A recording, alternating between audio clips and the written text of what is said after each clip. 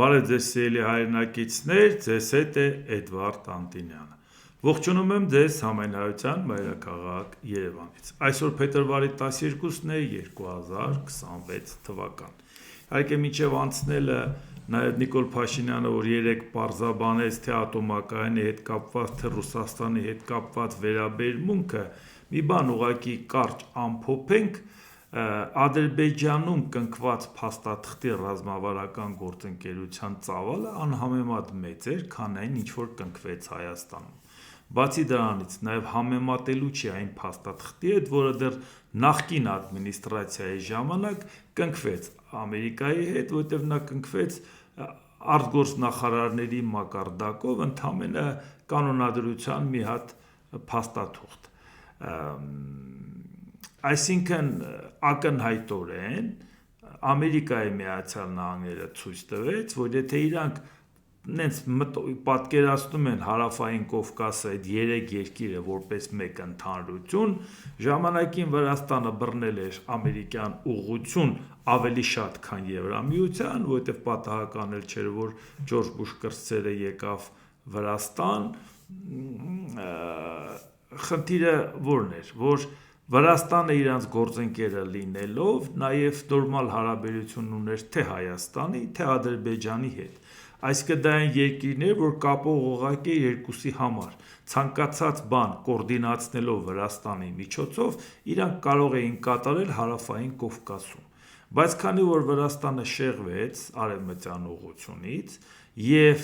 Հայաստանը Ադրբեջանի հետ արդեն նորմալ հարաբերվում է հաշվի առնելով մեր իշխանության ցանկությունը հարաբերվելու, այդ դեպքում Դոնալդ Տրամփը, որը բիզնեսմեն է իր հոգեբանությամբ եւ չի փոխվել ու չեմ էլ կարծում, թե այս տարիքում փոխվի, նա մտածում է, որ իր գործընկերը այնուամենայնիվ դա Ադրբեջանն է ու Ալիևը։ Ալիևը հաղթող է, ինքը հաղթողներին սիրում է, Ալիևը ցմահ կարող է նախագահ լինել, ինքը սիրում է այդպես բաներ, նույնիսկ նախանձում է ցմահ ընտրվածներին, բացի դրանից էլ այնտեղ նավթ կա, որի նկատմամբ ինքը հատուկ թուլություն ունի եւ նրան ուժեղա համարում, նրանց նկատմամբ էլ թուլություն ունի Դոնալդ Տրամփը, այսինքն օբյեկտիվորեն եւ սուբյեկտիվ պարագայում ինքը համարեց, որ հարավային Կովկասի իր գործընկերը ռազմավարական դա Ադրբեջանն է։ Իսկ Հայաստանի հետ փաստաթուղթ կնքել, ինչ-որ գործեր կատարել, ված չի, բայց մենք ուղիղ գործընկեր չենք Ամերիկայի, դա պարբերաբար դրա մասին ենք խոսում։ Եվ դրա համար հիմա մենք կտեսնենք, իսկ արդյոք այդ ամեն ինչը մեր իշխանությունները չգիտեն։ Հա, կփորձեն ժողովրդին խաբել, բայց եթե տեսնում ենք, որ անմիջապես ինչպիսին է վարչապետ Նիկոլ Փաշինյանի վերաբերմունքը Ռուսաստանի նկատմամբ, ինչպիսին է վերաբերմունքը Իրանի նկատմամբ, եթե ինքը Տրամփի հետ այտենց գործընկեր լիներ, իմանալով Տրամփի բնավորությունը նեղացկոտ, ինքը ամեն ինչ կաներ, որ հանկարծ նենց քալչանի, որը Տրամփին դուր չգա։ Այսինքն նշանակում է այտենց ժեստեր չեր անի ոչ Իրանին, ոչ Ռուսաստանին։ Դա խոսում է այն մասին, որ Միացյալ Նահանգները Հայաստան չի մտե։ Միացյալ Նահանգները եթե Հայաստան մտներ, Ռուսաստանին պետք է պատուհանից հանեին դուրս։ Եվ Իրանին էլ ասեն չափիտ մեջ մնա։ Քո գիծը սա է։ Բայց եթե տեսնում ենք, որ շատ հանգիստ ձևով Նիկոլ Փաշինյանը ցույց է տալիս, որ Ռուսաստանի դեմ դուրս չեն գալու, Ռուսաստանի դեմ քայլ չեն կանելու, չեն կանելու մի բան, որ իրան դեմ լինի։ Ռազմավարական գործընկեր ենք Իրանի հետ, սա ինչի մասին է խոսում։ Այսինքն նորմալ ձևով Հայաստանը մեկեք ես տամ Ամերիկային իր ուզածը եւ շարունակեմ նորմալ աշխատել Ռուսաստանի հետ եւ Իրանի հետ։ Այս է հարցը։ Այսինքն մոտարապես Իրաքի մոդել, Սիրիայի մոդել չեմ ասում անպայման պատերազմի տեսքով, բայց ներկայացվածության առումով, որովհետեւ Միացյալ Նահանգների մտնելով Ռուսաստանը դուրս չի գալիս։ Եվ դրա համար շտապեց Նիկոլ Փաշինյանն ասել, որ հանկարծ մտնելով չանցնի, որ Ռուսաստանը ստերից դուրս է գալու, ոչ թե չենք կարողանում հանել, այլ չենք էլ ուզում հանել։ Դուրս չենք գալու Ռուսաստանի դեմ։ Իսկ հիմա մի հատ պարզաբանում, երբ որ ինքը արեց ազգային ժողովում կառավարության հետ հարցոպատասխանի ժամանակ վարչապետ Նիկոլ Փաշինյանը հայտարարել է. մենք հիմա գտնվում ենք Մեծամորի ատոմակայանի գործունեության ժամկետը մինչև 2036 թվականը երկարացնելու ցիկլի մեջ, որից հետո եւս մի փուլ ենթադրվում է 10 տարով եւս հնարավոր կլինի երկարացնել Մեծամորի ատոմակայանի գործունեությունը։ Այսինքն տեսեք, այդ որ շատերը խոսում են նրա մասին, որ ամերիկյան մոդուլային ատոմակայանը, երբ որ Նիկոլ Փաշինյանը պայմանավորվել է ուզում է մեծամորի ատոմակայանը փակի, քանի անգամ ասեցինք, լավ էլի ժողովուրդ ջան, տենց չի, ինքը պայմանավորվել է, որ դա պետք է երկարացվի, ինչի մասին եք խոսում, կամ էլ այդ մոդելայինը քանի տարում է կառուցվելու, ինչ եք խոսում, կամ նա ոնց է գալու մեծամորի ատոմակայանին փոխարենի, սկիք տեղյակ չեք, թե նա ինչ հզորության է, ոնց եք տենց բաներ ասում։ Վերջը կյանքը ցույց տվեց, որ դա այդպես չի, եւ Նիկոլ Փաշինյանը հերիք չի մինչեւ 2036 խոստացել է, դե մտածել է, որ մինչեւ 2036-ել ինքը կլինի պաշտոնի, մի հատ մինչեւ 2046 է խոստանում։ Մի ատոմակայան, որը 69 թվականին են սկսել կառուցել, մի ատոմակայան, 69 թվականին սկսելու համար պետք է մի քիչ շուտ ունենային այդ տեխնոլոգիաները։ Այսինքն իմանանք, որ թվի ատոմակայանն ենք սենց հավերժացնում։ Բայց դա Ռուսաստանի հետ կապված հարց է։ Հիմա այսինքն հասկացաք, որ Ռուսաստանը դուրս չի գալիս, Ամերիկան մտնում է մի հատ ծրագրով, մի հատ ծրագիր, փոքր ատոմակայան, մոդուլային, որի պարագայում էդ էլ մենք խոսենք, կտեսնեք շատ ենք այդ մասին խոսել, բայց էլի կբացատրեմ, որտեղ Նիկոլ Փաշինյանն է պարզաբանում։ Ուրեմն մենք նոր ատոմակայանի ռեակտոր ունենալու հարցը քննարկում ենք Ռուսաստանի հետ, հարավային Միացյալ Նահանգների հետ, Ֆրանսիայի հետ, Չինաստանի հետ, Հարավային Կորեայի հետ։ Այսինքն Ռուսաստանին Հայաստանից հանելու մտադրություն ունեցող Նիկոլ Փաշինյանը ազգային ժողովի բարձր ամբիոնից կասի հերիք չի գործող ատոմակայանի ժամկետը երկարացնելու ենք մինչև 2046 թիվ։ Նոր ատոմակայանի հետ կապված բանակցություններում էլ առաջի տեղը դնում է Ռուսաստանին։ Դա ձեզ ոչինչ չի ասում։ Այս Ռուսաստանին հանող Փաշինյանն է։ Հիմա շարունակությունը նայենք։ Սա ճակատագրական ռազմավարական նշանակության որոշում եւ որոշում կայացնելիս մենք պետք է համոզված լինենք, թե որ առաջարկն է մաքսիմալ համապատասխանում Հայաստանի Հանրապետության շահերին։ Բայց այդ նույնը մոդուլային ատոմակայանի հետ կապված Հայաստանի Հանրապետության շահերը մենք պետք է հաշվի չառնեինք, չպետք է հաշվի առնենք, որ ուրիշ երկրներ կա, որոնք մոդուլային ատոմակայան են կառուցում, աշխատում է, կարող է առաջարկեն ավելի էժան տարբերակ, բայց մենք դա երբ պարզեցինք, կամ հասարակությանը երբ ներկայացեցինք, թե այդ 5 միլիարդ դոլարանոց մոդուլային ատոմակայանը ինչ հզորության է, համարժեք դա որ երկիրը ունի, հաջող փորձարկած, որ կարող ենք դա անել։ Եթե մեր նպատակն է Ռուսաստանից կտրվել դիվերսիֆիկացիայի համար, ապա այն մարդը, որ ասի Ամերիկայից բերում եմ միայն նրա համար, որ Ռուսաստանից կտրվեմ, Ռուսաստանի հետ մեծամորի ատոմակայանը 20 տարով չի երկարացնի, նոր ատոմակայանի բանակցություններն էլ առաջերտին Ռուսաստանի հետ չի անի։ Այնպես որ այդ հեքիաթը, որը ասում են, դուք արդեն հասկացաք ինչին է վերաբերում։ Շարունակությունը նայենք։ Ատոմակայան, որ կառուցվեց, պետք է տնտեսական ֆինանսական սխեմա դրվի տակը, որպեսզի ներդրված գումարը վերադառնա։ Հիմական գործընկերները, որ մեզ շտապեցնում են, ասում են պետք է որոշում կայացնել։ Ամենայն հարգանքով մենք պետք է այս բոլոր նյուանսները հասկանանք, որովհետև եթե մենք ենթադրենք 5 միլիարդ, 4 միլիարդ, 6 միլիարդ ներդրում արեցինք, ատոմակայան կառուցեցինք եւ ուրանի գինը 4-5 անգամ բարձրացավ, 10 անգամ բարձրացավ, դա ոնց է ազդելու մեր նախագծի տնտեսական հետ գնելիության կամ տնտեսական արդյունավետության վրա։ Սրանք շատ լուրջ հարցեր են եւ բոլոր լուրջ հարցերը ամենայն մանրամասներով մենք պետք է քննարկենք, ասել է Փաշինյանը։ Նախ դու 5 միլիարդ չունես որ դնես, բնական է դա տալու են վարկով։ Երկրորդ, եթե գտնում ես որ 5 միլիարդը քո վրա վերցնում ես, պետք է մի հատ արդյունավետությունը հաշվարկես։ Բա այդ էինք ասում, որ այդ ատոմակայանի ամերիկյան այդ ինչի եք տենց ոգևորվել։ Բա առաջինը հենց Վենսը ասեց, որ այս ատոմակայանը Հայաստանը համաձայնվեց, դե ասեց դե մենք էլ կուզենք, որ մեր գործընկերը Փաշինյանն լելով տենց կհամաձայնվեր, որ բայց մի հատ ամբողջ իշխանության այդ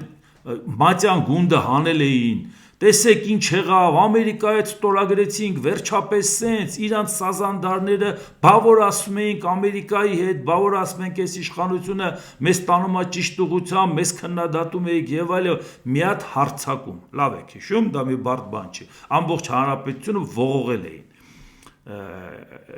Իհարկե մենք դրան դիմացանք այդ հարվածներին, կարողացանք բացատրել, որ ժողովուրդ ջան, այս մարդիկ ուզում են ձեզ հիմարի տեղ դնեն, բայց հո դուք չեք պատրաստում ինքներդ ձեզ ինքնահիմարացնեք, Գոնե պայքարեք, որ դուք հիմար չեք։ Եվ ինչպես տեսնում եք, այսօր Նիկոլ Փաշինյանը մեզ բաներ է ասում, որը մենք էինք ասում, որ ընկեր դու դրանից չես փախնելու։ Դու չես կարողանալու մարդկանց խափես, ենթադրենք վենց եկավ, ծափ տվեց, ողջունեց, գնաց։ Բա դրանից հետո անցավ այդ ամեն ինչը։ Բա մարդիկ դնելու են, չէ՞, թուղթուգրիչը վերցնեն, հաշվարկեն, ասեն լավ մի րոպե։ Այս 5 միլիարդի տակ, որ մենք մտնում ենք, մենք այդ փողը չունենք։ Ամերիկան ինքը այդ փողը դնելու է իր երկրում, մեզ վաճառելու է մոդուլային ատոմակայան, որից հետո հիմա էլ պարբերաբար ասում են հիմա Ամերիկան արդեն ունի շահագործման հանձնել, ախր ինչի եք ասում չկա։ Խնդրում եմ ժողովուրդ ջան, ասեք որտեղ է շահագործման հանձնել Ամերիկան, որտեղ հաջող գործում է, որ մենք կարող ենք գնալ այդ պարամետրերը նայենք, ես չեմ ալարի, կխնդրեմ ինձ կօգնեն, կգնամ Ամերիկա, կոնկրետ այդ վայրից ես կմտնեմ եթեր, կասեմ բարև ձեզ սիրելի հայրենակիցներ, ես այդ մոդուլային աշխատող ատոմակայանի մոտից եմ խոսում, արդարա ժողովուրդ ջան, խաղացեք, դուք էլ կշահեք։ Խնդրում եմ հասցեն նշեք։ Որովհետև դուք հասկանում եք, որ դա հնարավոր չի։ Մի օր կարան մարդկանց աչքին թոս փչեն, դա հնարավոր չի, ժողովուրդ ջան։ Հիմա ինքը մեզ բացատրում է այն, ինչ որ ես էի բացատրում, որ ընկեր ջան, դու չես կարողանում մարդկանց ֆռացնես։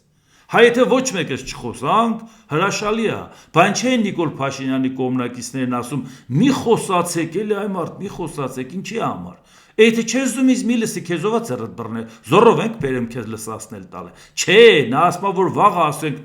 այ մարդ դու մտքով կանցներ, որ սենց բան ա եղել, որ Ամերիկան որ սա առաջարկել է, սենց ա եղել։ Բա մեկը չկայիք, մեկը տասեիք։ Կարևորը որ այդ մեկը չլնի,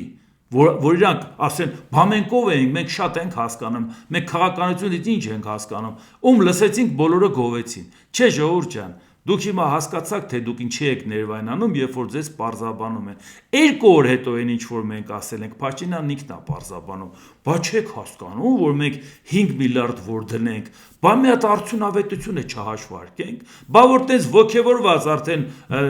որպես մեծ հաղթանակ էիք ներկայացնում, բա այդ ժամանակ արդյունավետությունը չէիք ուզում հաշվարկել։ Հիմա այդ քո ասածը ինչ է։ Մենք քեզ ենք դրա հարցում դիմում, դու ես պարզաբանում ով ում ես դիմում։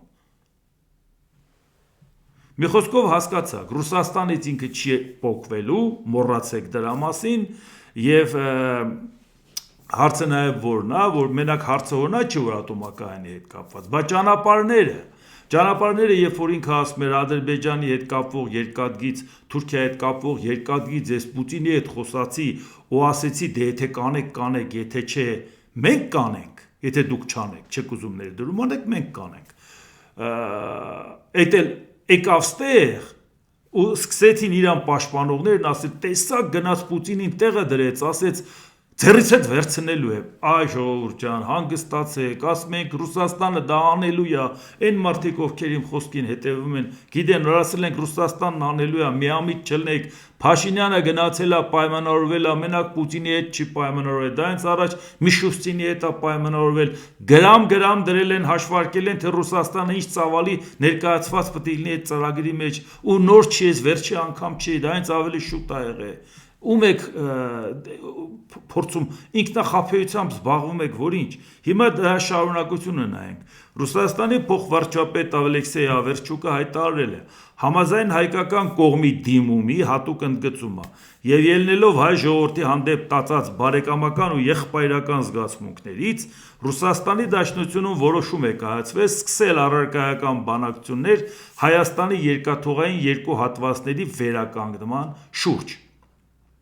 Չեն մերժե։ Փաշինյանն էլ գիտեր, որ չեն մերժե։ Փաշինյանը գիտեր, որ չեն մերժելու։ Այդ ուղղակի ասում էր, որ թեմա տա սազանդարներին, որ ասեն տեսակ Պուտինին տեղը դրեց, պարտադրեց, որ Պուտինը գա սարքի, թե չէ ձեռից խլելու էր։ Արա մեղք եկելի տղեկ ջան, մեղք եկելի, ախր լավ դուք ձեզ չհարգելով ինչքան եք տենց կարողանում ապրել, ինչքան է ձեզ վիճակված էլի տենց։ Հիմա դուք հասկանում եք, չէ՞ ինչ է ասում Ավերչուկը, որ այսինքն հայ ժողովրդի խաթեր համար մենք դա անում ենք։ Ռուսաստանի Դաշնությունը որոշում է կայացրել դրանք կապահովեն միացումը Ադրբեջանական Հանրապետության երկաթուղիների հետ Երազ քաղաքի շրջանում, ինչպես նաև Թուրքիայի Հանրապետության երկաթուղիների հետ Ախուրյան բնակավայրի շրջանում։ Ավերչուկը նշել է, որ վերականգնման ենթակա երկաթուղային հատվածների ընդհանուր երկարությունը կազմում է մոտավորապես 1,6 կիլոմետր և 12,4 կիլոմետր։ Բանակցությունների ընթացքում կորոշվեն նշված նախագծի իրականացման տեխնիկական, ֆինանսական և այլ մանրամասները։ Մենք բարձր ենք գնահատում վստահությունը ռուսական փորձի, կարողությունների և տեխնոլոգիաների հանդեպ, որը հայկական կողմը կրկին դրսևորեց դիմելով Ռուսաստանին։ Հատուկ ինքը ընդգծում է, որ դուք մեզ վստահելով եք դիմել, եթե դուք չուզեիք, չէիք դիմի, որովհետև այդ հատվածները երբեք չեն գործել, որպեսզի ասենք կոնցեսիոն պայմանագրի մեջ դա էլ է մտնում։ Շատ հանգիստ Հայաստանը կարող էր ասել, ընկեր ջան, մի րոպե, ես քեզ ինչն եմ տվել երկաթգիծը, կարող է այդ հատվածները ես ուրիշի հետ եմ պայմանագիր կնքում։ Մենք հո չենք ասել, որ Հայաստանը որտեղով երկաթգիծ անցնի, բոլորը քոնն է, որը որ հիմա չի էլ գործում ու չկա։ Այսինքն դա նշանակում է, որ Նիկոլ Փաշինյանը դա արդեն որոշել է Ռուսաստանին տա։ Դրա համար Ռուսաստանն էլ հատուկ ասում է, խաղեր չտակ, որ մենք ենք երազում կառուցենք, ասում է հայկական կողմը կրկին դրսևորեց իրանց հանդեպ վստահությունը և դիմեց Ռուսաստանին։ Ահա այն ինչ որ պետք էր, որ դուք իմանաք։ Ռուսաստանը ավելի է ներկայացված լինելու Հայաստանում, այսինքն Ամերիկան չի փոխարինում Ռուսաստանին։ Ամերիկան ասում է իմ փայը տվեցիք, ես գոհ եմ։ Այսինքն ինձ պետք է 99 տարով մի հատ փաստաթուղթ ստորագրել, ինձ պետք է Ադրբեջանին ասել վերջը քո ուզածը արեցի, դու հիմա կարող ես Հայաստանի տարածքով անխոչնդոտ կապվես Նախճեվանի հետ, այնպես որ ես քո խնդիրը լուծեցի, դու որպես բիզնես պարտներ, մենք հետագայում քո հետ կաշխատենք, որ ով էլ գա,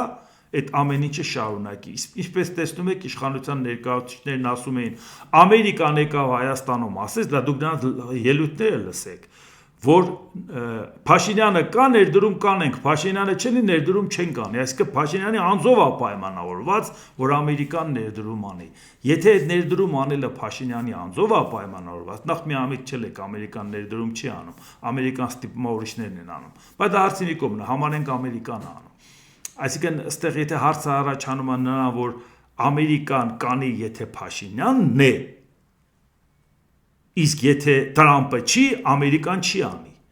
Իսկ եթե Փաշինյանը չի, Տրամպը չի անի։ Այսինքն սա հայ-ամերիկյան պայմանավորվածություն չի, այլ սա պարզապես գործարք է փոխշահավետ Տրամպի և Փաշինյանի միջև, որովհետև ինքը համաձայնվեց 9 միլիարդի տակ մտնի մի մոդուլային ատոմակայան, որի հետ կապված խիստ կասկածելի է բոլոր հաշվարկները, թե ինչ կին կանի, երբ կկառուցվի, ինչ կլինի, որ հիմա տենց գեղեցիկ ներկայացվեց, բացի դրանից խաղաղության խորհրդին Հայաստանի մասնակցությունը, մի խոսքով, այսինքն ստացվեց այնպես, որ այն ռազմավարական գործընկերը, որը ճանաչեց Ադրբեջանին Ամերիկան, Ադրբեջանը շահած դուրս եկավ, Իսրայելը շահած դուրս եկավ, որտեղ Ամերիկայի դաշնակիցն է եւ Ադրբեջանի հետ մոտ հարաբերություններ ունի, Թուրքիան շահած դուրս եկավ, որի ավագ եղբայրն է Ադրբեջանի,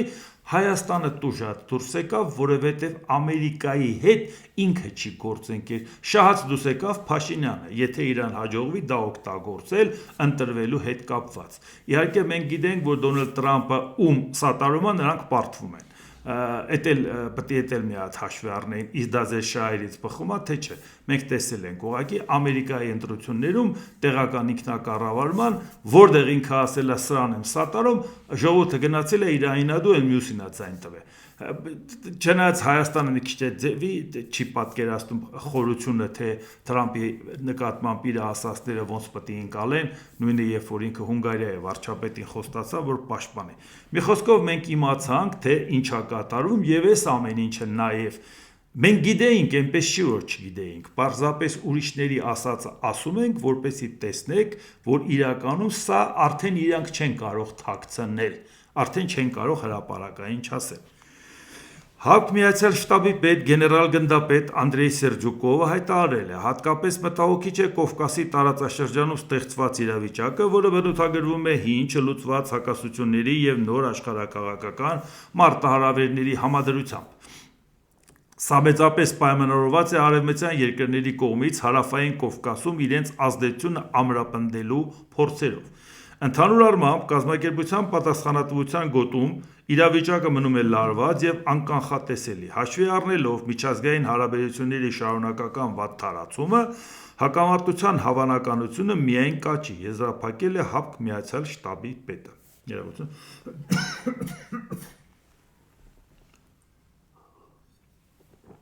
Երկու հարց իր ասացի հետ կապված։ Նախ, արևմտյան երկրները փաստորեն ցանկանում են Կովկասում իրենց ազդեցությունը ամրապնդել։ Մի հատ հարց, եթե խոսքը վերաբերում է ՀԱՊԿ-ին։ Հարավային Կովկասում 3 հանրապետություն, չի։ Բա հարավային Կովկասում 3 հանրապետությունը խոսում էլ ՀԱՊԿ-ի գեներալ-գնդապետն է խոսում։ ՀԱՊԿ-ը հիմնադրվել է 1992 թվականին, մինչև փաստաթղթեր, բան, կարգի բերեցին, այս կողմ, այն կողմ, հաստատեցին, վավերացրեցին 94 թվական։ Առաջի փաստաթուղթը կնքվել է 5 տարով։ 99 թվական մինչև։ Ով չի երկարացրել դուրս է եկել ավտոմատ ձևով, ով երկարացրել է, արդեն երկարացրեցին անժամկետ, երբ կուզենան դուրս կգան, բայց արցիկն էլ չեն դնում, այսքան տարով, այնքան տարով, այնքան տարով։ Բայց 99 թվականի երբ որ ժամկետը լռացավ, հարավային Կովկասի երկու երկրները, Վրաստանը և Ադրբեջանը ՀԱՊԿ-ից դուրս եկան։ Բա ինչ արևմտյան երկրների ազդեցության մասին եք խոսում։ ՀԱՊԿ-ից դուրս գալու հետ կապված հայտարարությունը չեք հիշում։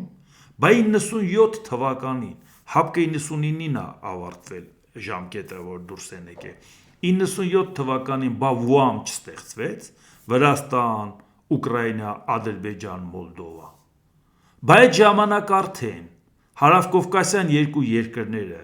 աշխարհին չասեցին, որ արևմուտքի գործընկերը մենք ենք։ Այդ կառույցը, որ ստեղծեցին, մի առանձնապես ուժեղ կառույց չի, շատ ամուր կապերով եւ այլ եւ այլ, բայց երբ որ դա իրանց պետք է, լավ էլ ակտիվացնում են, երբ որ դա պետք է, մարդկանց աշն են մտցնում, որովհետեւ այդ կառույցը իրանք ստեղծել էին որպես տնտեսական կառույց, բայց անունը դրել էին հանուն ժողովրդավարության եւ տնտեսական զարգացման։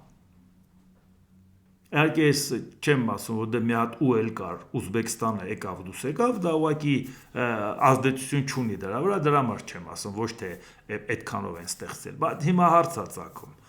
Այսինքն Ադրբեջանը,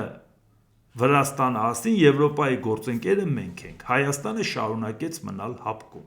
Եվ այդ էր պատճառը, որ պարբերաբար ասում են, որ Կովկասում բաժանարար գծերը հեչ Քոչարյանի ժամանակ քաշեցին, որովհետև Կովկասը այլ ուղղությամբ էր, Հայաստանը այլ ուղղությամբ։ Մենք ցամաքային սահման չունենալով Ռուսաստանի հետ մնացինք Ռուսաստանի ազդեցության տիրույթում։ Դեպի արևմուտք գնացող Վրաստանի հետ կապված էլ խնդիրներ մեզ համար առաջացրեցինք։ Սա է։ Այսինքն, երբ որ մեղադրում եք, որ հարավային Կովկասում արևմուտքը ցանկանում է ակտիվանալ, այդ դուք եք հիմա Հայաստանը սառեցրել է, այն երկուսը դուրս են եկել, դուք ինչ եք խոսում հարավային Կովկասից։ Լա Հայաստանն էլ պետք է դուրս գա, ոչ թե սառեցնի ու տենց սառած մնա, որ երբ իրան պետք է տաքացնի։ Որովհետև երբ որ Վրաստանն ու Ադրբեջանը դուրս եկան, շատ հանգիստ էլ թողեցին դուրս եկան, ինչ էր եղել որ։ Սենց չձգեցին, սենց բաներ չարեցին։ Դուրս եկան, Ռուսաստանն էլ իր հարաբերությունները կառուցեց ելնելով նոր իրավիճակից։ Այսինքն այս մարդուն ով պետք է տեղը դնի ՀԱՊԿ-ի գեներալ-գնդապետին։ Բա ով պետք է տեղը դնի, եթե Ռուսաստանի հետ հարաբերությունները ցանկանում են շարունակել։ Բայց եւ շարունակությունը նայեք, ինքը ինչ է ասում, այսինքն սրա տակ խնդիրներ է դրել, չէ՞ իրանք։ Հաշվի առնելով միջազգային հարաբերությունների շարունակական վատթարացումը, հակամարտության հավանականությունը միայն կաճի, իսկ իրանք ինչ են խոսում, ընդհանուր առմամբ կազմակերպության պատասխանատվության գոտում։ Կազմակերպության պատասխանատվության գոտում շարունակում է մնալ նաև Հայաստանը, որտեղ ՀԱՊԿ-ից դուրս չի եկել։ Սառեցնելը դեռ դադարեցնել չի իր անդամակցությունը, դեռ դուրս գալ չի։ Իսկ իրանք երբ որ ասում են պատասխանատվության գոտի, երբ որ այդ պատասխանատվության գոտու վրա հարձակում տեղի ունեցավ Ադրբեջանից, նրանք չխառնվեցին։ Բայց չմոռանանք, որ Հայաստանի նախագահության ժամանակ Նիկոլ Փաշինյանը համաձայնությունը տվեց, որպեսզի Ղազախստան հապկի զորքը գնար եւ անկայունության ժամանակ պաշտպաներ իշխանությանը։ Իսկ դա ցանկանում էր Ռուսաստանն անել։ Եթե Ռուսաստանը չցանկանար, Նիկոլ Փաշինյանը այդ քաշը չուներ, որ ինքը որոշում կայացներ, նույնիսկ եթե Հայաստանը նախագահող երկիր էր։ Այսինքն Ռուսաստանին պետք էր, որ նաև այդ զորքը մտցնի Ղազախստան ու արգին ժամանակ չեր էլ հանում։ Ղազախներն ասում են ընկեր դուրս արի, ասում հազիվ եկել եմ, որ դուրս գա։ Ինչի համար եմ ասում, եթե ինքը նման բան է ասում պատասխանատվության գոտում լարվածություն եւ այլն, այսինքն իրանք հող են նախապատրաստում, որ կարող է տեր կանգնեն իրանք պատասխանատվության գոտուն։ Եթե երկրում լինի անկայունություն կամ իրանք հրահրեն անկայունություն, մեռանք ասելով, էտանդերը դիմումը գրեք, դուս եկեք գլխներիդ փորձանք եք սարքելու։ Ավելի պարզ մարդը ոնց ասի, որ մեր պատասխանատվության գոտում լարվածությունը ալնելու եւ իրանք մտածում են դրա դեմը ոնց առնեն, այսինքն ոնց են առնելու։ Հայաստանը կարող ասի դա իմ պատասխանատվության գոտին չի, հապկի ոնց է ասելու։ Բայց մեր պատասխանատվության գոտին չի դուս արի։ Քանի մնացել ես, էնել ուշադրություն, Հայաստանը չի մասնակցում նիստերին, բայց բոլոր որոշումներին համաձայնություն է տալի։ Դա նշանակում է կապ չունի դու մասնակցում ես թե չես մասնակցում, դու նրանց ընդունած բոլոր որոշումներին համաձայն ես։ Դա նշանակում է այդ որոշումները տարածվում է նաև քո վրա, բայց ինչի ես դա անում, եթե այդ հապկը քեզ պետք չի։ Դե էլ մտածեք դա ինչի է այտենց։ ԱՄՆ ներկայացուցիչների պալատն արգելափակել է Թրամփի կողմից Կանադայի դեմ սահմանված մաքսատուրքերը։ Բանաձևն ուղարկվել է Սենատ, սակայն դրա օրենք դառնալու հավանականությունը փոքր է, ակնկալվում է, որ Թրամփը վետո կդնի բանաձևի վրա, եթե այն հաստատվի վերին պալատի կողմից։ Ի նկատի ունենանք նաև մի հանգամանք, որ նույնիսկ եթե վետո էլ դնի, այնուամենայնիվ այդ լարվածությունը Կանադայի դեմ որևէ ձևով արդարացված չի լինելու եւ առաջիկա ընտրություններում դա էլ են իր դեմ օգտագործելու, որ իր բարեկամ հարևանի դեմ այսինչ խաղեր է տալիս։ Այսինքն սա չի բխում Դոնալդ Տրամփի շահերից, բայց այնուամենայնիվ ինքը շարունակում է դա անել, մենք կհետևենք, թե ի վերջո դրանից ինքը ինչ արդյունքի է հասնում։ ԱՄՆ նախագահ Դոնալդ Տրամփը գրել է. Ես հենց նոր ավարտեցի Իսրայելի վարչապետ Նեթանյահուի եւ նրա ներկայացուցիչների հետ հանդիպումը։ Դա շատ լավ հանդիպում էր եւ մեր երկու երկրների միջև գերազանց հարաբերությունները շարունակվում են։ Վերջնական որոշումներ չեն կայացվել, բացի իմ պնդումից շարունակել բանակցությունները Իրանի հետ տեսնելու համար, թե արդյոք հնարավոր է համաձայնության հասնել։ Եթե դա հնարավոր է, ես վարչապետին տեղեկացրել եմ, որ սա կլինի նախընտրելի տարբերակը։ Հակառակ դեպքում մենք պարզապես պետք է տեսնենք, թե ինչ արդյունք կլինի։ Անցյալ անգամ Իրանը որոշեց, որ ավելի լավ է չհասնել համաձայնության եւ նրանք փախվեցին կեսգիշերային մուրճին։ Դա նրանց համար չստացվեց։ Հիմա տեսնենք մենք ինչա կատարվում, այսինքն մենք լավ գիտենք, որ Իսրայելի վարչապետ Բենյամին Նեթանյահուն գնաց Ամերիկա համոզելու, որ խփի, որովհետև ասեց, եթե մնաց ժամանակն աշխատում է ի վնաս Իսրայելի, իսկ Դոնալդ Տրամփը այս պահին դեռ պատրաստ չի խփելու։ Այսինքն պարզ ասած ջերմ զրուցեցին ու ասեց դեռ բանակցելու ենք, դեռ մի ինձ ստիպի, որ ես հարված հասցնեմ։ Իհարկե Վաշինգտոն գնալու ժամանակ ԱՄՆ պետքարտուղար Մարկո Ռուբիոն ընդունել է Իսրայելի վարչապետ Բենյամին Նեթանյահուին, բանակցություններից հետո Նեթանյահուն պաշտոնապես միացել է Թրամփի խաղաղության խորհրդին։ Ինչի է հիմա միացել, երբ որ նախապես որոշվել էր, որովհետև ինքը Դավոս չէր կարող գնալ, Դավոս գնալու հետ կապված կարող է իրան կալանավորեին, այդ իսկ պատճառով ինքը միացավ, բայց հիմա պաշտոնապես գնաց ստորագրեց։ Հիմա մենք տեսնում ենք, որ Իսրայելը այնուամենայնիվ լարվածությունը Իրանի հետ կապված շարունակվում է եւ Իրանից էլ ազգային անվտանգության խորհրդի քարտուղար Ալի Լարիջանին հայտարարել է. ԱՄՆ-ի հետ բանակցությունները շարունակում են, բայց կոնկրետ առաջարկներ չկան։ Թեհրանը դեռ որևէ կոնկրետ առաջարկ չի ստացել ԱՄՆ-ից եւ Օմանում տեղի ունեցածը պարզապես ուղերձների փոխանակում էր։ Լարիջանին ասել է, որ էներգետիկ կարիքների պատճառով ուրանի հարստացման լիակատար դադարեցման մասին քննարկում չկա եւ որ Վաշինգտոնի հետ բանակցությունները սահմանափակվում են միայն միջուկային խնդրով եւ չեն շոշափում այլ հարցեր, բայց վերև մենք լսեցինք, որ այնուամենայնիվ Նեթանյահուին ասել, եթե համաձայնության չգանք, խփելու ենք։ Այսինքն այդ լարվածությունը, որ մենք խոսում ենք Իրանի հետ կապված կա եւ Հայաստանի ջերմ վերաբերմունքը Իրանի նկատմամբ, այսինքն նշանակում է դա էլ համաձայնեցված է Տրամփի հետ, որ ես քո ուզածը տվել եմ, դե թող այնտեղ խաղերը տանք։ Այլապես գործընկեր Տրամփը քեզ չէր ների, որ դու Իրանի հետ խաղեր տայր։ Թուրքիայի արտգործնախարարը Ամերիկայի բարեկամ Թուրքիայի արտգործնախարար Հական Ֆիդանը հայտարարել է. միջուկային ծրագրի շուրջ բանակցություններում Իրանի նկատմամբ ԱՄՆ-ի չափազանց մեծ պահանջները կարող են հանգեցնել դրանց ձախողմանը եւ Մերձավոր Արևելքում հակամարտության նոր փուլի։ Եթե Վաշինգտոնը պնդի բոլոր հարցերը միաժամանակ լուծելու վրա, մասնավորապես Թեհրանի կողմից հրթիռային ծրագրից հրաժարվելու եւ Մերձավոր Արևելքում իր դաշնակիցներին աջակցելու վրա, ապա նույնիսկ միջուկային ծրագրի վերաբերյալ որոշումը առաջընթաց չի ունենա, իսկ արդյունքը կարող է լինել տարածաշրջանային հերթական պատերազմը։ Այսինքն չնայած նույն Հական Ֆիդանը ասում է, որ այնուամենայնիվ բանակցում են կարող է հաջողության հասնել, բայց ասում է Ամերիկայի այդ խիստ ոճը հետ ամեն ինչ որ անում է, դա տանելու է պատերազմ, այսինքն դուք լարվածության մակարդակը պատկերացնում եք Իրանի հետ կապված։ Իսկ հիմա Հայաստանում Իրանի դեսպան Խալիլ Շիր Գոլամին հայտարարել է. Հայաստանն ու Իրանը նախատեսում են ռազմավարական համագործակցության համապարփակ փաստաթուղթ ստորագրել 2026 թվականին վարչապետ Նիկոլ Փաշինյանի Թեհրան կատարած այցի ժամանակ։ Կողմերը մտադիր են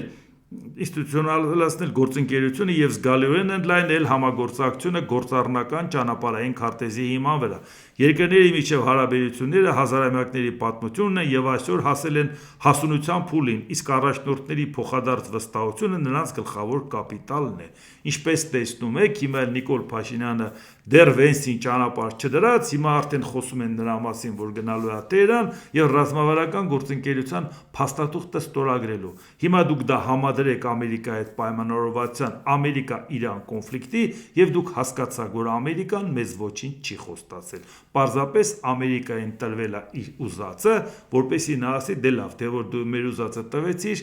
դու էլ քո տեղը հանգիստ կմնաս, դու մեզ ձեռք ես տալիս, այդքան մի բան։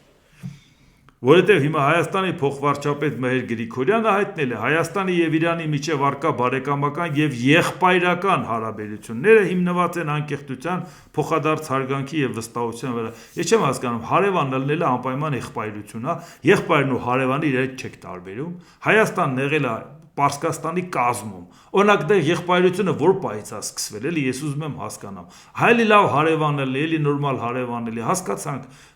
այսինք ճոռոմաբանություն է։ Կառավարությունը շարունակական քայլեր է ձեռնարկում ընդլայնելու եւ խորացնելու Իրանի հետ ռազմավարական հարաբերություններն ամենատարբեր ոլորտներում։ Առկա քաղաքական երկխոսության եւ փոխշահավետ համագործակցության արդյունքում մեր երկրների միջև հարաբերությունների նորեցօր զարգանում ի նպաստ երկու բարեկամ երկրների ժողովրդի բարօրության։ Բարձր են գնահատում Իրանի բարձրագույն ղեկավարության կողմից հնչած հայտարարություններն ի սատարումը ՀՀ տարածքային ամբողջականության, սահմանների անխախտելիության, հատկապես այն շրջանում, երբ տարածաշրջանային զարգացումների բերումով Հայաստան իսկապես ուներ նման աջակցության կարիք։ Այսինքն ուզում ասի, որ Իրանը մեզ սատարել է, որ ասել է տարածքային ամբողջականության հարգում եմ, մենակ այդ ասելը բավարար էր, որ հիմա ասենց Իրանին ժեստեր անեն, երախտապարտ են։ Դրա համար եք դուք Իրանին պաշտպանում, Իսրայելին դատապարտում, հետո էլ Իրանն էլ ձեզ դատապարտում էր, թե ինչի Ադրբեջանի 300,000 բնակիչ չեք բերում եւ ինչի 150 միլիարդ դոլար փոխհատուցում չեք տալիս։ Գրիգորյանը հավելել է, որ նախորդ տարվա կարևոր իրադարձություններից էր Իրանի Իսլամական Հանրապետության նախագահի այցը Հայաստան, որի շրջանակում երկու երկրների ղեկավարները համատեղ հայտարարությամբ արձանագրել են երկկողմ հարաբերությունները ռազմավարական գործընկերության մակարդակի բարձրացնելու վճռականությունը։ Այսինքն իստումա անհասկանալի բան չմնաց։ Իրան, Ռուսաստան, Ամերիկա, սա ինչ է նշանակում։ Լեհաստանի վարչապետ Դոնալդ Տուսկը հայտարարել է, հաշվի առնելով խորհրդի ձևի վերաբերյալ որոշակի ազգային կասկածներ, Լեհաստանը չի միանա խաղաղության խորհրդի աշխատանքներին, բայց մենք կուսումնասիրենք այն։ Տուսկը նշել է, որ ԱՄՆ-ի հետ Լեհաստանի հարաբերությունները եղել են եւ կմնան Լեհաստանի առաջնահերթությունը։ Ուստի եթե հանգամանքները փոխվեն, ինչը հնարավորություն կտա միանալ խորհրդի աշխատանքներին, իրենք չեն բացառում որևէ սցենար։ Այսինքն նույնիսկ վերահաստատել են, որ այսքան օր անցել է, մենք չենք փոշմանել, մենք հայտարարությամբ ասում ենք չենք միանալու։ Թեպետ Ամերիկան մեզ համար բարեկամ երկիր է,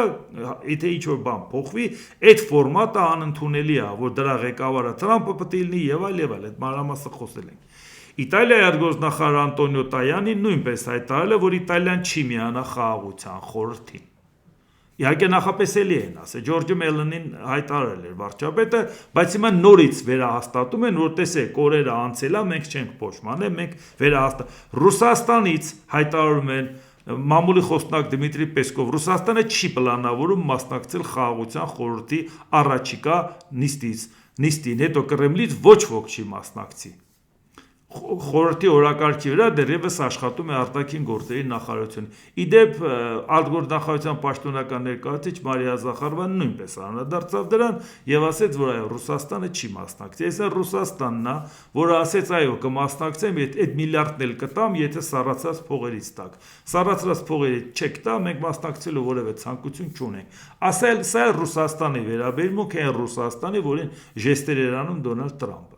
Եվ հույս ուներ, որ համաձայնության կգան, գործարք կկնքեն։ Իհարկե խաղաղության խորհրդի առաջին նիստին Նիկոլ Փաշինյանը կմասնակցի, մի քիչ տարօրինակ էր, որ ինքը հենց իր ելույթի մեջ, ուղիղ խոսքի մեջ ասեց, որ սեպտեմբերի 10-ին ես կմասնակցեմ, հետագայում դա տպվեց նաև իր էջում էլ, իշխանական մեդիաներում էլ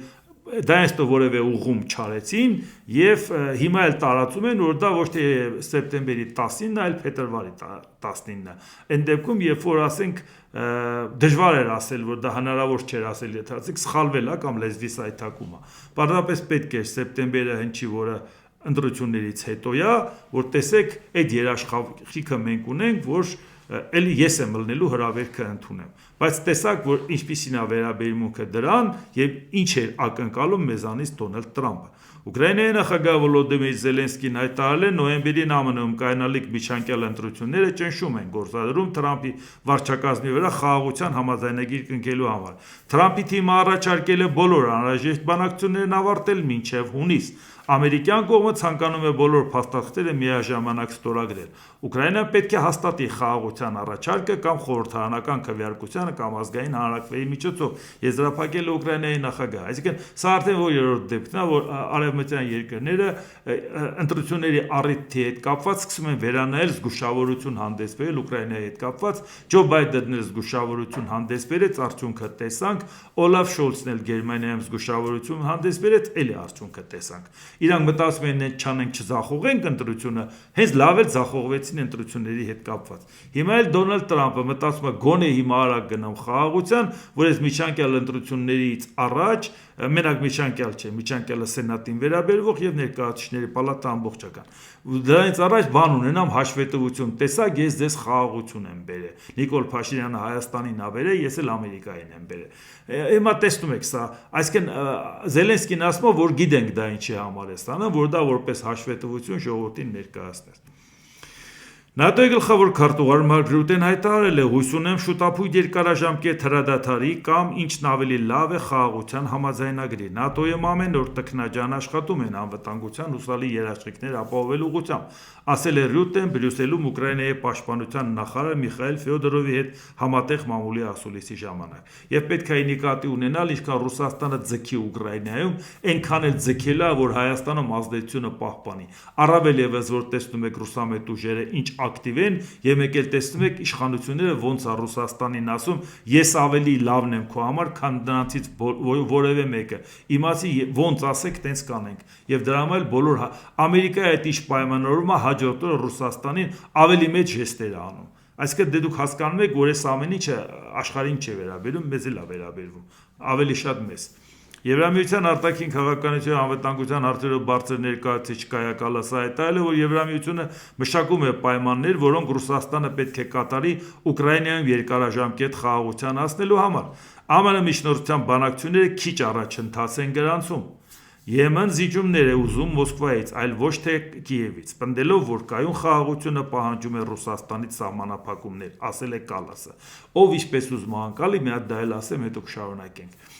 Եթե մենք Ամերիկայի համար առաջի գործընկեր չենք ու հաստատ առաջի գործընկեր չենք եւ այդ պարագայում մենք գիտենք տարածաշրջանում էլ հաստատ առաջի գործընկեր չենք միակ մեր շանսը որ մենք ունենք ասեք լավ է, ասեք վատ է, դա Եվրամիության դիմելն է, որպեսզի մենք գոնե Եվրամիության համար լինենք առաջնային գործընկեր, որտեղ Եվրամիությունը դեմ չի եւ Ադրբեջանի եւ Թուրքիայի հետ նորմալ աշխատելու, բայց մենք պետք է ասենք մենք ենք ու գործընկերը իրանց հետ աշխատի, ոչ թե իրանց ճանաչի նորից առաջի գործընկեր,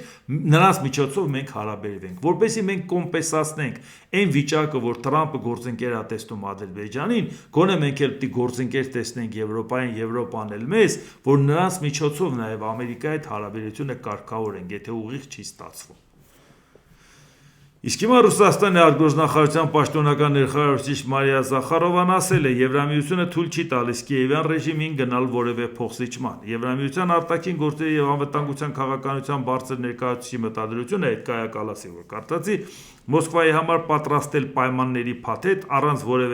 որոնց Եվրամիությունը չի սատարի Ուկրաինայում խաղաղությանը, հերթական անգամ հաստատում է եվրոբյուրոկրատիայի նպատակաուղղվածությունը ամեն կերպ թույլ չտալ հակամարտության դադարեցումը։ Այդ բանի ակնհայտ ընդունման փոխարեն, որ իրենք տարիներ շարունակ կեղծել են խաղաղ կարգավորման ուղղված ջանքերը։ Մենք նրանցից լսում ենք նոր պահանջների մասին, այսինքն իրանք ասում են Եվրոպա մի խանգարի, Ամերիկային համոզենք, հենց Եվրոպան չի համաձայնվում, Դոնալդ Տրամպը չի կարողանում ճնշում գործադրել Ուկրաինայի վրա։ Ներողություն։ Հիմա տեսնում եք Եվրոպայի դերակատարությունը ինչքան կարևոր է, բայց դրա մասին ենք խոսում։ Իսկ հիմա Ռուսաստանը, որը որ աշխարհի երկրորդ բանակն էր, արտակարգ իրավիճակների նախարարության ղեկավար Ալեքսանդր Կուրենկովը հայտարարել է. Ռուսաստանի արտակարգ իրավիճակների նախարարությունը ներկայումս վերականգնում է ավելի քան 20,000 պաշտպանական կառույցներ երկրի 82 շրջաններում, 45 շրջաններում հաստատվել են նախազգուշացման համակարգերի պատրաստման ծրագրեր, ապաստարանների եւ տարհանման կետերի հասցեները տեղադրված են այսիշ կայքում եւ այլ եւ այլ։ Ռուսաստանի իշխանությունները խորհրդային դարաշրջանի ապաստարանների լայնածավալ վերակառուցումը եւ արդիականացումը սկսել են միայն 2025 թվականի մայիսի վերջին։ Ալեքսանդր Կուրենկովը հացատրել էր, որ քաղաքացիական պաշտպանության համակարգի վերականգնման հրատապ անհրաժեշտությունը ավելի ու ավելի հրատապ է դառնում Վլադիմիր Պուտինի կողմից Ուկրաինայում սանձազերծված պատերազմի համատեքստում։ Արտակարգ իրավիճակների նախարարության տվյալների համաձայն Ռուսաստանի արտակարգ իրավիճակների պայթյունավտանգ ապաստարանների գրեթե 67%-ը համարվել է լիովին օգտագործման համար ոչ պիտանի։ Այսինքն ինչ է ստացվում։ Սա ստացվում է այսպիսի մի հատ խնդիր, որի պարագայում իրանք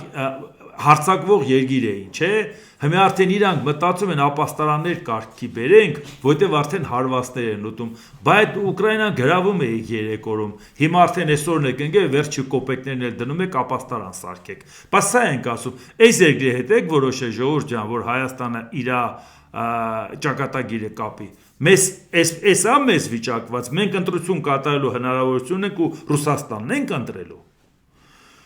Դե ինչ, այսօր այսքանը, եթե հավանեցիք սեղմեք լայք կոճակը, բաժանորդագրվեք Էդվարդ Անտինյան YouTube-յան ալիքին, սեղմեք զանգակ կոճակը, գրեք մեկնաբանություններ, գրեք հարցեր, դիտեք եւ դատեք ինքներդ։ Շնորհակալություն։